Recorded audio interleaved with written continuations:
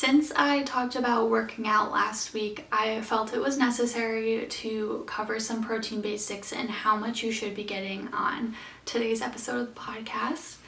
My best friend and I recently had a conversation about how she was feeling so tired and realized she hadn't been getting enough protein, and that made me realize that the same thing was happening to me. I felt super tired, and so I upped my protein intake and immediately felt better. When I used to take Absorb Plus to manage my Crohn's, that provided enough protein for me every day.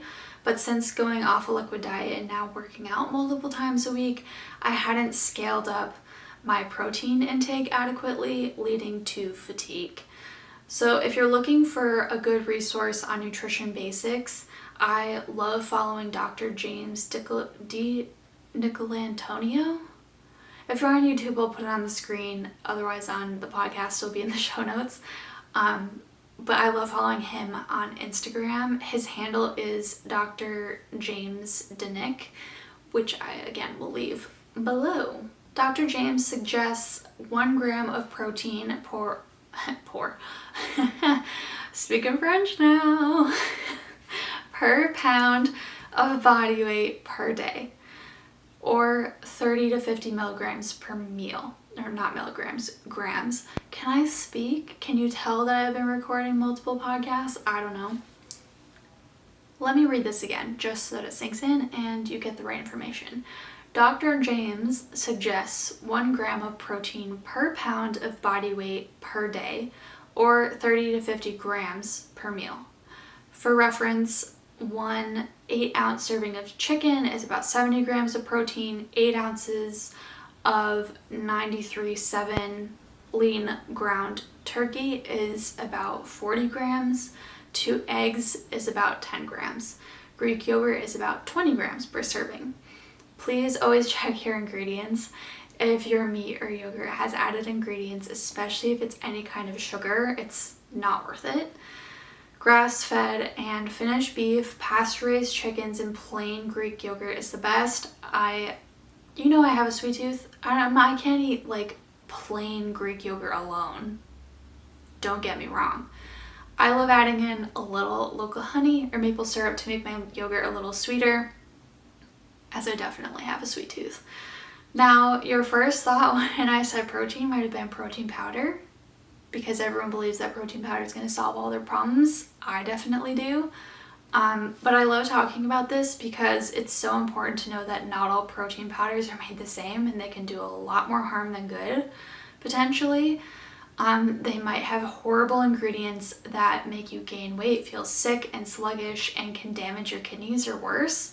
Unfortunately, a lot of good protein powders are more expensive though, as you can imagine, because they have better ingredients. They take time to source those ingredients properly and ethically.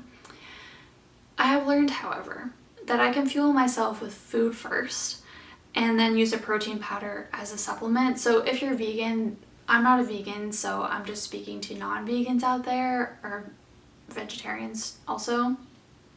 So you might rely more on protein powder, in which case it's even more important to make sure that you're having the correct, healthy protein powder, because the more you consume, obviously, the more it impacts your body. You're running off of it. If you're having it multiple times a day or even once a day, you are running off this protein powder. So what you're putting in your body is informing, whether you're tired, etc. Anyways. Protein powder and drinks shouldn't be a staple of your diet. They're not meant to replace full meals. Even if you are a vegan or vegetarian, please don't use them as meal replacement. Although if it's the difference between you eating and not eating, obviously make sure you're getting nutrition. But only you can know what you have time for. Do you hear that? I don't know if you can hear that, but excuse the lady yelling outside for her children, which is kind of cute. Either she's yelling for her children or her cat, which is kind of hilarious. Back to the podcast. They're not meant to replace full meals, although if it's the difference between you eating, like I said, just make sure you're eating and getting enough nutrition first. That is the most important. But once you have that down, only you know what you have time for. If you feel like you're ready for the next step, you're getting enough nutrition, please make sure to check the ingredients. My favorite brands that you can also find lots of coupons for, so coupons, I know, don't come for me. My favorite brands are Owyn, Aloha, and Ancient Nutrition. They always have discounts, and if you subscribe to their products, you can space out when you get them and how much you want to receive them, and receive a discount and free shipping, which in my opinion makes it totally worth it. I personally don't track what I eat because I have a tendency to overthink things. While I haven't had a negative relationship with my body weight and have been fortunate to have a fast metabolism, tracking doesn't feel right for me because of how much my day-to-day changes with Crohn's. However, I did track for a week in the past to get an idea of what I was eating. I also like to track only protein or only sugar just to check in with myself and see how much of each I'm eating. Keeping a piece of paper on your fridge, in your kitchen, or jotting down how much protein you're eating in a week can be a good way to kind of check in.